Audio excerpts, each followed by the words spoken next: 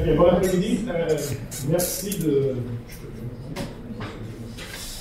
de m'avoir invité. Moi, je suis un simple dilettant, je ne suis pas un universitaire. Et au fond, je m'intéresse à Calvin en tant que lecteur depuis un bon moment. J'ai croisé dans ma vie parisienne, que je vis à Paris depuis longtemps, plusieurs fois les traces de Calvin à Paris, justement à l'époque quand j'ai organisé tous les centres publics. Cette promenade sur le Calvin, à l'époque, je connaissais bien Cicita, la femme de Calvin, qui m'avait raconté pas mal de choses. Donc voilà, bon, effectivement, j'ai réuni ensemble pas mal de choses autour de Calvin à Paris pour faire ces livres, donc Le Scoiattolo sous la Seine. Avant de vous dire quelque chose, je voulais juste revenir sur les questions Pérec et Calvin pour vous dire, peut-être vous le savez déjà, mais dans la bibliothèque de Calvino, qui aujourd'hui est à Rome, la bibliothèque nationale, elle a été complètement transférée dans les locaux de la bibliothèque, il y a deux textes de Calvino, deux textes de Pérec dédiés, avec une dédicace à Calvino, et on retrouve justement ce jeu avec des citations que Pérec aimait beaucoup. Alors il y a la vie de Montalbán avec cette dédicace pour Italo Calvino, ces palais des destins croisés. Et après, il y a aussi W au souvenir d'enfance, avec la dédicace pour Italo Calvino, les traces de ces années invisibles. Voilà, donc ça, c'est toujours un petit jeu, peut-être. Ça dit quelque chose justement sur cette relation, qui est une relation amicale qui était très forte, qui était confirmée par plusieurs personnes. Mais donc, pour revenir plutôt à ce que j'ai fait moi, effectivement, je me suis un peu occupé de ces années, 67-80, où Calvin a habité à Paris. Et je me suis occupé parce que j'avais un peu l'impression qu'en Italie, surtout peut-être pas en France évidemment, mais en Italie, c'était un peu refoulé cette expérience. C'est-à-dire que les gens en Italie, ils n'ont pas du tout la conscience que Calvin a passé 13 ans de sa vie à Paris, et en plus 13 ans qu'ils ont des années fondamentales. C'est la maturité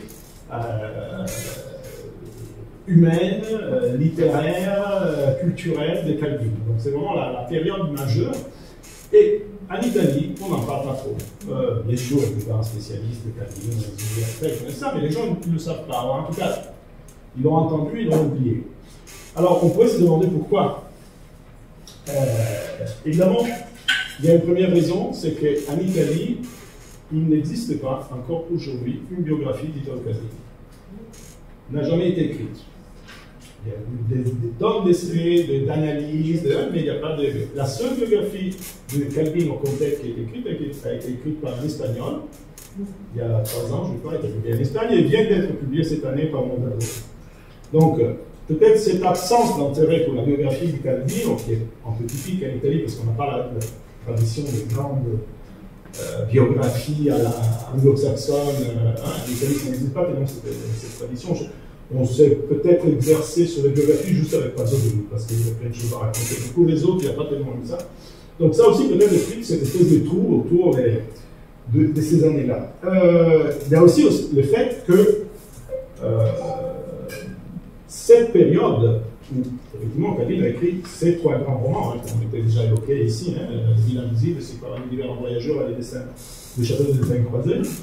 3 romans majeurs qui permettent à Calvino de devenir un écrivain international, parce que jusqu'à là, il était un écrivain italien inconnu à l'étranger. Ces 3 romans, ils ont eu une réception en Italie assez mitigée. Je vous lis juste 3 lignes de Goffredo Forfi, qui peut-être beaucoup de vous connaissent, c'est un grand critique, un homme de culture, un des protagonistes de la culture italienne, encore aujourd'hui, qui à l'époque connaissait Calvino, ils étaient amis, ils se fréquentaient, quand le prof venait à Paris, rencontrait souvent Calvino, il était très ami de Cicita, et quand les Villes invisibles sortent, Forfi écrit cela, c'est super. È troppo sottile e troppo rozzo, è troppo bello e troppo poco bello. La sua morale è un gioco di impossibilità manierizzante, il frutto di un'immaginosa sterilità mortuaria, come più che nei vari Borges cari a tanti imbecilli. La sua proposta è letteratura arida e nevrotica e infine volgare. È letteratura. Punto. Il faut le contextualiser, mais ça pour vous dire, bon, Profil faisait dans des tonalités un peu, mais au même moment, Vittorio Spinazzola, qui était quand même un grand professeur à l'université, critique à l'UNITA, etc., quand devant les mêmes textes, il parle d'une défaite de la raison, d'une renonciation à l'idée d'un futur social, etc. Donc, comment on peut dire, bien sûr, il y avait aussi des critiques positives, elles n'étaient pas toutes comme ça, les critiques, mais quand même, cette période-là a été souvent critiquée par une partie de la critique du monde universitaire italien. Les années françaises, la dérive française, l'ingénierie littéraire, etc., c'était des choses qui revenaient sans arrêt. Donc ça aussi, c'est peut-être une des raisons pour lesquelles on a un peu oublié cette expérience parisienne. Et alors, au contraire, moi je pense, mais comme vous tous, vous l'avez dit, j'imagine aujourd'hui à plusieurs reprises, c'est un moment majeur de l'expérience et de la trajectoire de Calvino, parce qu'il retrouve ici, au fond, d'un contexte culturel dans lequel il peut s'exprimer complètement. C'est-à-dire, comme ça a été dit tout à l'heure, Calvino il a une trajectoire dès le début de ses activités, qui est toujours une trajectoire de recherche. Si vous regardez, dans toute sa vie, il change sans arrêt de genre, de perspectives littéraires, d'objets littéraires, etc. Donc c'est vraiment un chercheur. Il a un côté expérimental. Mais, disons, c'est en arrivant à Paris, dans le milieu culturel parisien, que et en particulier avec l'Oulipo, bien entendu, que cette veine, sa tendance naturelle trouve la façon de s'exprimer complètement. Et pour lui, vraiment, Paris, c'est le point d'arrivée dans le parcours et qui lui permet vraiment de s'exprimer complètement. À ce propos, je vais vous, comme pour écrire ces livres, j'ai interviewé pas mal des gens qui l'ont connu et qui ont ils ont travaillé ou pas avec lui. Par exemple, Renzo Piano, qui connaissait bien, qui fait penser quand il était à Paris, parce qu'ils allaient sur le chantier du centre Pompidou quand Piano était en train de construire, il parle de Calvino à Paris et il dit chi viene dalla periferia, prima o poi, deve partire alla scoperta. Ah, pardon, je vous français. Non, vous le comprenez là? Non, mais je vous le traduis. Qui vient de la banlieue, à un moment ou l'autre, doit partir à la découverte de la ville. Okay? Calvino, c'est un homme des banlieues. Au fond, nous le sommes tous en Italie. Et à Paris, il a fait l'expérience de la ville. Il a découvert un univers nouveau, plus grand et plus riche. Donc ça, c'est vraiment la réalité par rapport, et ça, c'est les relations culturelles entre l'Italie et la France à l'époque. Et de la même façon, Paolo Fabbri, qui était un ami de Calvino et qui était au fond le trait d'union entre Calvino et le monde du structuralisme dans ces années-là, il dit la capitale française a été, pour Calvino, l'équivalent de la Venise invisible de Marco Polo. C'est la ville implicite qui lui a permis de décrire tous les autres villes. Et pour terminer, une troisième citation, toujours pour donner, voilà, montrer l'importance de Paris pour Calvino. C'est Laurent Di Nicola, qui enseigne la littérature italienne à l'université La Sapienza à Rome, qui dit à Paris, Calvino s'est libéré de toutes les contraintes et de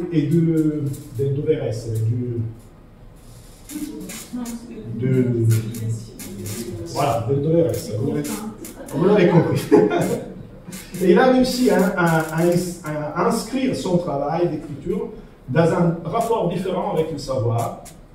Et grâce à l'écriture, il a pu élaborer une relation plus complexe avec la connaissance du monde.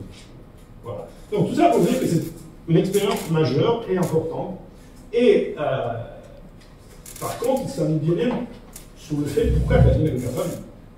C'est-à-dire, ça, on le donne un peu comme une...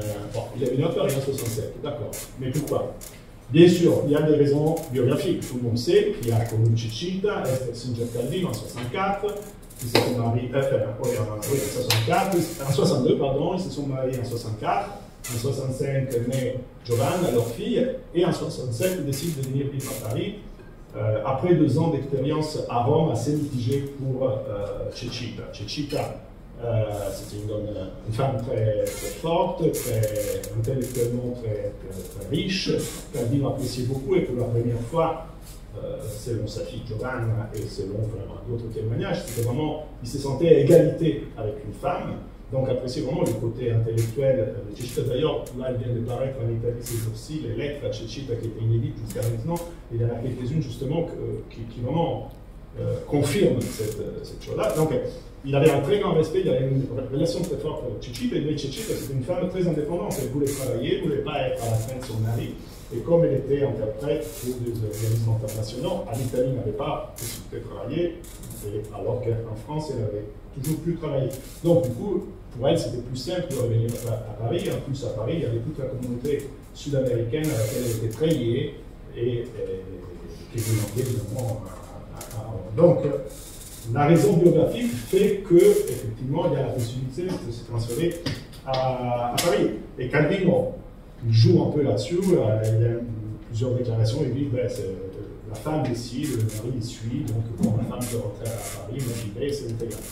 C'est pas vrai, parce qu'au fond, pour lui venir partir à Paris, c'était aussi rentrer en contact avec cette culture qu'il connaissait déjà, hein, parce qu'il faut savoir que Calvino travaillait chez Nardi, beaucoup des protagonistes de la culture française de ces années-là, ils avaient connu à travers son travail d'éditeur. Barthes, par exemple, il connaissait bien avant d'arriver à Paris. Il avait toujours eu une relation très étroite avec la culture française, donc du coup c'est évident que pour lui aller à Paris, c'était pas partir en terre incognita, au contraire, c'était un endroit où il pouvait effectivement retrouver certains de ses points, de son univers culturel, certains points de son univers culturel. Mais en fait, à mon avis, bien sûr, il y a la raison biographique, mais il y a aussi des raisons qui sont un peu plus culturelles. Parce que si on regarde un peu le paysage culturel de l'époque, Calvino, il est vraiment isolé à ce moment-là. C'est-à-dire qu'il a abandonné disons, la famille de la culture de gauche, il était le Parti communiste, il avait écrit le Comunità, il avait fait la résistance, il était très engagé. Donc, il était arrivé en littérature à travers cet univers-là. Peu à peu, il prend ses distances, il sort du Parti communiste, il arrête d'écrire le Comunità, et de plus en plus, il a du mal à se reconnaître dans une perspective culturelle où le réalisme serait la seule solution possible. Et il le dit clairement à plusieurs reprises. Bon, il y a beaucoup de textes dans lesquels il dit qu'il ne se reconnaît plus dans cette vision de la littérature et du monde. Donc, sa famille naturelle, il prend les distances. Mais en même temps, quelle est l'autre famille dominante de la culture italienne à ce moment-là? C'est la famille de le groupe de la Neuve-Garde. Au début des années 60, c'est la grande période du groupe 63, de réflexion d'Umberto Eco sulla terra aperta, de Basile, Monetti, Sanguinetti, Giuliani, etc. Et c'est un univers auquel Calvino regarde avec beaucoup d'attention. D'ailleurs, il n'a pas attendu le groupe 63 pour se poser la question du labyrinthe, mais en fait, il ne peut pas se reconnaître dans le groupe 63 parce que, et ça a été dit déjà tout à l'heure, je crois, parce que pour Calvino, il ne pouvait pas accepter le principe de l'incommunicabilité. C'est-à-dire, pour lui, il faut défier le labyrinthe, mais pour en sortir, pas pour en rester prisonnier. Et toute la stratégie du groupe 63, et en particulier, disons, la Sanguinetti, si on peut dire, à l'époque, c'était faire tabula rasa du passé, tabula rasa de la communication, et faire de l'incommunicabilité une sorte de choc littéraire et culturel pour déstabiliser les lecteurs. Et c'était évidemment une perspective que Calvino ne pouvait pas accepter, et donc du coup, même par rapport au groupe 63, il est proche, mais il est loin. Et de toute façon, ce n'est pas sa famille. Et il écrit, il y a plusieurs lettres qui montrent vraiment cette distance vis-à-vis de Sanguinetti, et de leurs copains. Donc cela fait que, effectivement, et en plus, pardon, troisième chose, En 1966, il y a la disparition de Vittorini. Vittorini, c'était son grand frère. C'était la personne qui était pour lui le point de repère le plus important. Et évidemment, au moment où Vittorini meurt, le Médavore s'arrête, qui était la revue pour laquelle ils travaillaient ensemble, etc. Une des raisons de son activité intellectuelle et littéraire disparaît aussi. Et il le dit clairement.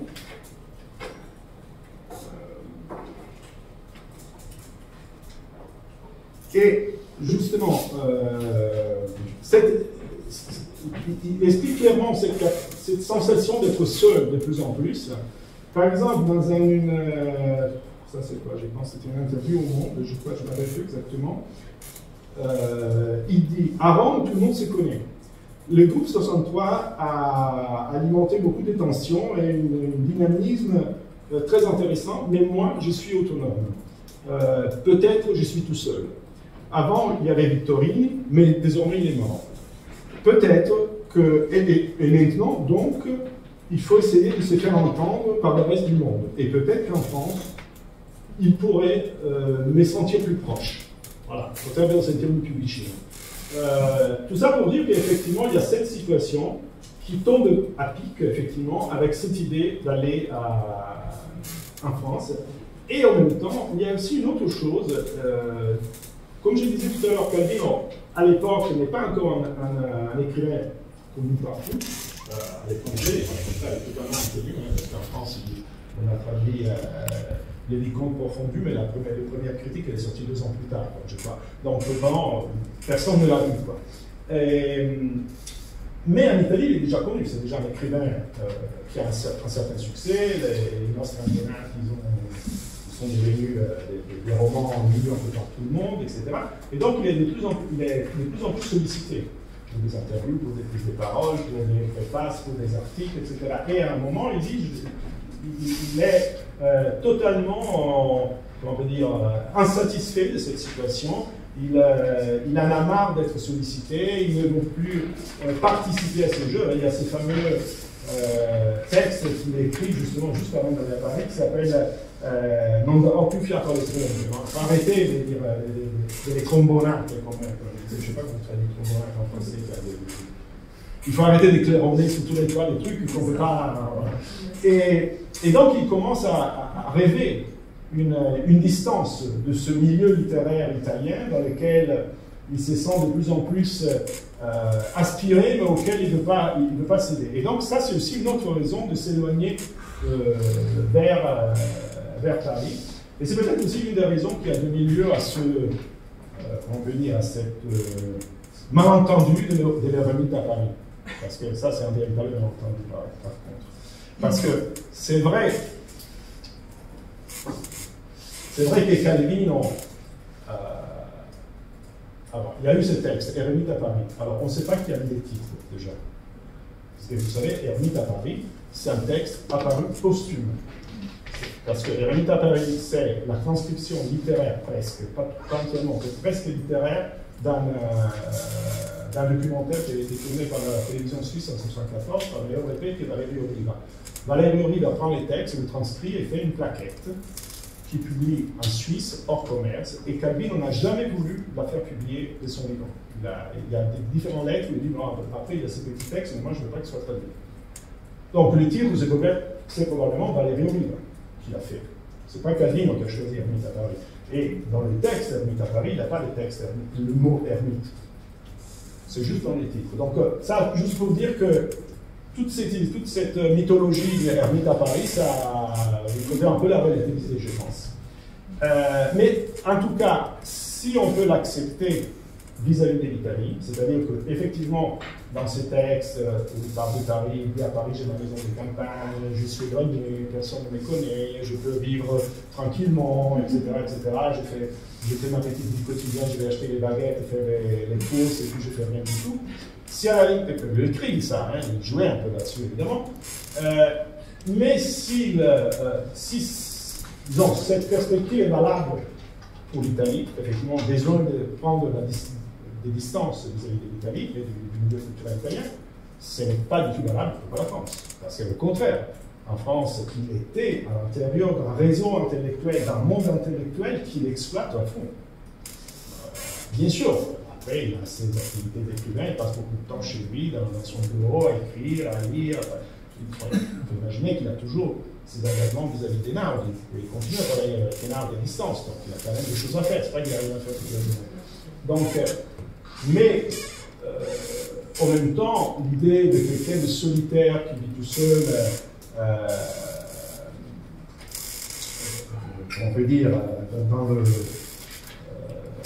dans le square de Châtillon, là-bas, tout seul, je pense que c'est vraiment une lecture qui n'a pas de sens. Et à Paris, il exploite toute une géographie de lieux culturels, les institutions culturelles, le Collège de France, les bibliothèques, les maisons d'édition, les librairies, les bistrots, etc. Donc il arrive, il n'est pas du tout isolé. Et en plus, il arrive.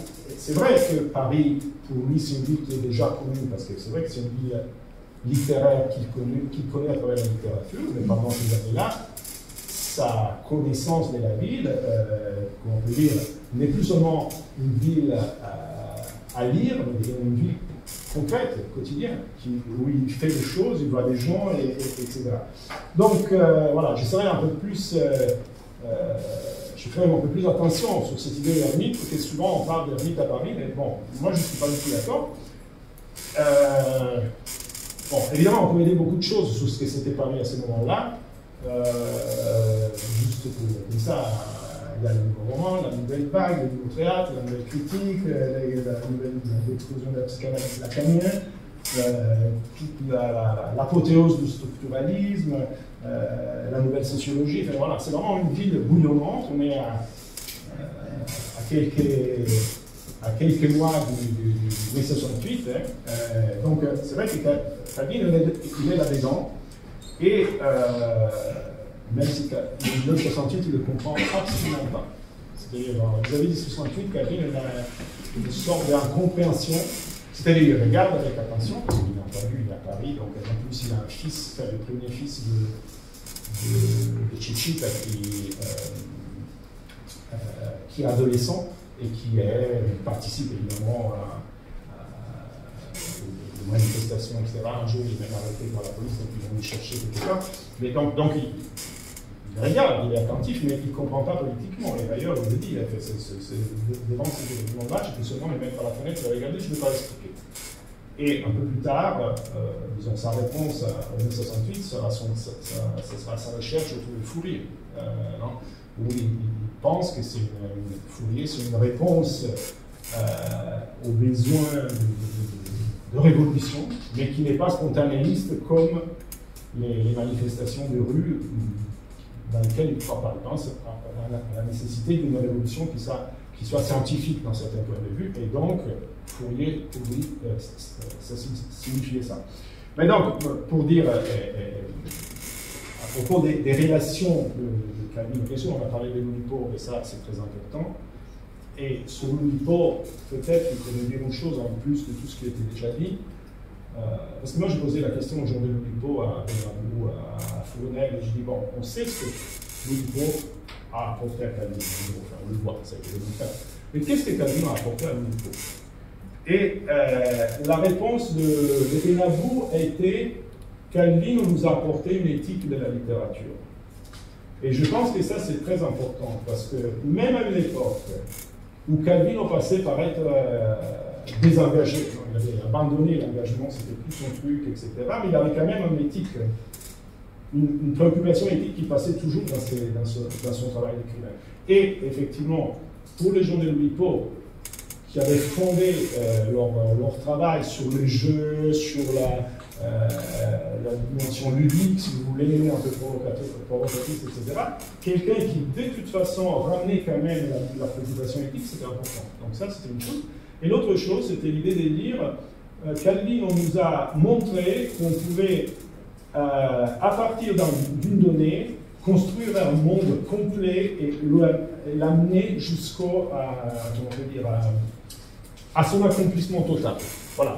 Donc, à partir d'une idée, lui, il pourrait construire un univers en littérature. Donc ça, c'est les deux choses. Je pense qu'il faut le rappeler parce qu'on pense toujours le contraire. On dit toujours, ah, Calvin, effectivement, les trois grands romans sont les résultats de la culture de l'Oulipo, de ces éléments. Mais, donc l'Oulipo, mais aussi un réseau qui est lié au monde du structuralisme, bien entendu, parce que, évidemment, il y a Barthes.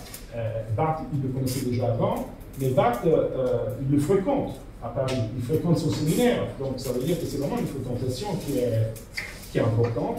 Et au séminaire de Roland Barthes, il connaît aussi, comment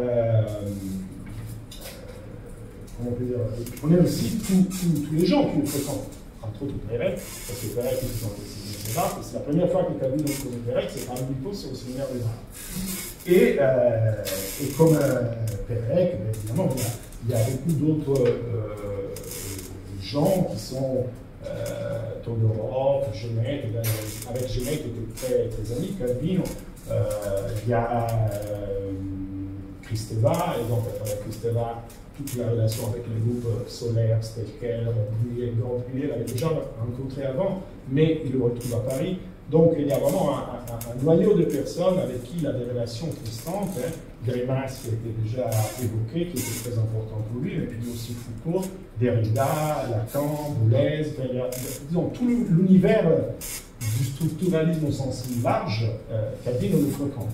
Et la même chose, mais il ne se limite pas à ça, il fréquente aussi Duras et tous les groupes de Duras, voilà, c'est-à-dire Boetti, Carole, Nadeau, Saint-Paul, mais qui étaient un peu méfiants vis-à-vis de Calvin, justement parce qu'il le trouvait trop désengagé. Il n'était pas assez engagé politiquement. Et c'est la même méfiance qu'on retrouve vis-à-vis de Sartre. C'est-à-dire que Calvin, on connaissait Sartre, mais il le fouillait un peu. C'est-à-dire des fois, il le voyait à la coupole, de l'ouest, de l'autre côté de la salle, mais il se faisait un peu discret, justement parce que Calvin, pour lui, faire Sartre pour Calvin, on représentait la culture classique de l'engagement auquel lui, il avait déjà dit au revoir depuis un moment. Donc, il a respecté, c'est son... Mais bon, et parmi les autres personnes qui fréquentent à Paris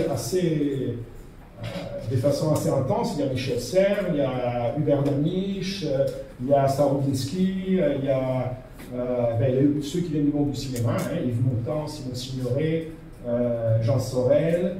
Puis évidemment, il y a tout le groupe des Espagnols, des Sud-Américains, pardon, qui sont très importants, parce qu'avec Chechita, il entre en contact avec Cortázar, qui devient quelqu'un d'important pour lui, et qui fait traduire en italien, lequel il écrira à plusieurs reprises, Paz, Varcaliosa, Carlos Fuentes, Sebel Casals. Donc il y a tout un monde de personnes qui transitent chez lui, même s'il habitait là, je suis vers Alésia, mais Square de Châtillon, il m'a raconté Giovanni, sa fille, il y avait des grands dîners avec tous ces gens assez fréquemment. Donc, et puis on pourrait ajouter Mary McCarthy, aussi la femme de Orson Welles, c'est Sonia, George Orwell, c'est-à-dire donc Sonia Orwell, qui quand elle passait à Paris, allait les voir chez eux, etc. Et puis, il y a aussi d'autres personnes qui sont importantes pour le réseau intellectuel des Calvin à cette époque-là, c'est les Italiens de Paris. Parce que, d'accord, ils prennent de la distance vis-à-vis de l'Italie, mais ils continuent à regarder l'Italie. Et donc, il y a tout un noyau d'Italiens qui sont là, Bernard Doral, le journaliste de la République, le peintre Valerio Adami et Leonardo Cremonini, George Agamben, le philosophe, quand il est à Paris, il est toujours en contact avec Calvino, Sergio Romano, historien et diplomate, l'écrivain Giancarlo Marmori, avec sa femme Ciardini, Massimo Piettelli Palmeri, Renzo Piano, donc il y a tout un tas de gens qui habitent à Paris avec lesquels Calvino se fréquente évidemment, et puis il y a les Italiens de passage à Paris. C'est-à-dire que quand tu passes à Paris et Cosanene, Antonioni, Europei, Citati, Gatto, Fofi, c'è lì un surtout qui est très très important, qui est Gianni Celati. Gianni Celati qui est plus jeune que Calvino, c'est celui qui le tient un peu en contact avec la nouvelle culture. Et d'ailleurs, je crois que c'est Carlo Ginto qui a dit Gianni Celati, c'était les 68 de Calvino. C'est-à-dire que Calvino était là, mais Gianni Celati qui voyageait entre Bologne Et Londres, toutes les fois qu'il passait par Paris et allait chez lui, il lui racontait tout ce qui se passait dans le monde. Et donc ça, c'était quelque chose de plus important. Et d'ailleurs, ils avaient imaginé de créer une revue, Alibaba, avec Ginsburg, Dieudonné et Calvino et Cerardi. Ils ont travaillé dessus pendant 2 ans et puis ça n'a pas marché. Bon, ça c'était un projet qu'ils avaient justement à ce moment-là.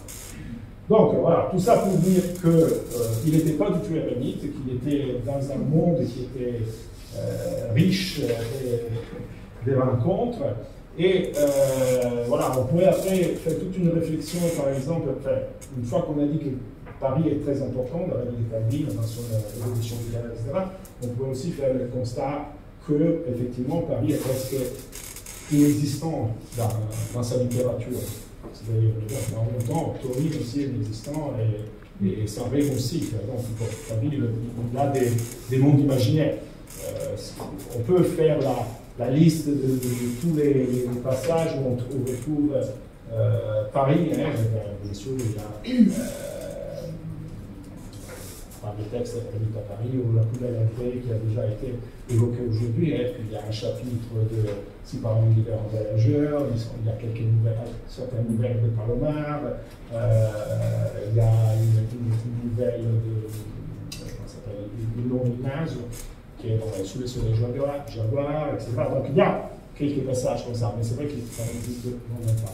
Mais tout ça, et je termine avec une dernière chose, voilà, je répète, même si Paris n'est pas présent, il est vraiment important pour lui. Et une dernière chose, on peut se poser la question, pourquoi alors il quittait? Il était si bien, pourquoi il est rentré? Alors, là aussi, je pense qu'il y a plusieurs explications. Il y en a une à laquelle on ne pense jamais, c'est les problèmes économiques. Calvin est rentré en Italie surtout parce qu'ils avaient des problèmes économiques, pas des problèmes d'argent. Parce que la politique italienne de l'époque, monétaire italienne de l'époque, c'était faire dévaluer la lire à fur et à mesure. Et pour quelqu'un qui gagnait en lire et vivait en France avec les francs français, ça devenait de plus en plus difficile. En plus, il y avait des contrôles d'échange, on ne pouvait pas passer la frontière avec tous les livres qu'on voulait. Donc c'était de plus en plus compliqué. C'est quelque chose qui revient sans arrêt dans ses lettres, les difficultés économiques. Et Giovanni, sa fille, me l'a confirmé, les dernières périodes de Calvin à Paris, dans la vie familiale, cette idée qu'il n'avait pas d'argent revenait sans arrêt. Et là, il disait, à la fin, on ne pouvait plus aller au restaurant, on ne pouvait plus acheter ceci, cela. Mes parents, ils étaient tout le temps obnubilés par cette question de l'argent. C'est peut-être qu'ils exagéraient, je ne sais rien, mais en tout cas, c'était très présent. Il y a beaucoup de lettres de Calvin qui vraiment confirment ça. Mais là aussi, je pense que ça, c'est peut-être la raison biographique et matérielle, mais il y a aussi d'autres raisons, je crois, qui, on peut dire, il y a une raison littéraire. Je pense que pour un écrivain qui écrit en italien, le fait d'avoir vécu 13 ans loin de son pays et de sa langue, c'est important. Donc peut-être qu'il y avait besoin aussi de revenir en Italie pour retrouver sa langue. Pour quelqu'un qui, je pense que beaucoup d'entre vous, c'est des Italiens qui habitent ici depuis longtemps, vous savez très bien que la relation à la langue, quand on vit dans un milieu, et surtout à l'époque, hein, parce qu'aujourd'hui c'est facile, on peut regarder la télévision italienne, on veut tous les films italiens qu'on veut, on peut parler avec tous nos amis quand on veut, mais à l'époque, dans les années 60, l'Italie c'était quoi? C'était le Corriere della Sera qui arrivait à 11h du matin ici, et puis c'est tout. Pas de télévision, pas de téléphone, pas de film, pas de WhatsApp, pas de je sais pas quoi. Donc, pour quelqu'un, je pense, vivre présent à Paris, c'était vraiment risquer de s'éloigner de sa langue. En tout cas, de ça. Et donc ça, c'est une raison pour laquelle je pense que Calvino a pensé que c'était le moment de rentrer en Italie. Et la dernière chose, je termine, je pense que, entre-temps, les statuts de Calvino avaient changé. Il n'était plus un écrivain italien, il était devenu un écrivain international. C'est-à-dire que le succès de Vivre invisible et surtout Si par un univers en voyageur avait transformé la perception de Calvino au niveau mondial. Il avait été traduit par tout le monde. Il avait été, à ce moment-là, au début des années 80, c'était un grand écrivain international. Donc son statut avait complètement changé. Et peut-être il avait envie de revenir en Italie pour intervenir dans le débat culturel italien, mais avec un autre statut. Et ça, peut-être, 13 ans plus tard, il avait envie de s'essayer à ce nouveau. En plus, son ami retrouvé, Eugenio Scalfa, il lui donnait une tribune dans les pages de la République, parce qu'il avait recommencé à écrire pour la République à la fin des années 70. Donc voilà, c'est peut-être ça aussi qui l'a persuadé que c'était le moment de revenir en Italie, même si, et ça Ciccitta me l'a dit, et lui-même l'a dit à un moment dans la dernière interview qu'il a fait avec Maria Forte, que fond il aurait voulu revenir à Paris. Le projet, c'était, surtout apparemment après le semestre à Harvard, c'était de revenir à Paris. Et ils ont toujours gardé un appartement à Paris, même quand ils sont rentrés en France. Bon, après, la vie a décidé autrement, mais bon, ça, j'ai. Bon. Voilà, merci beaucoup.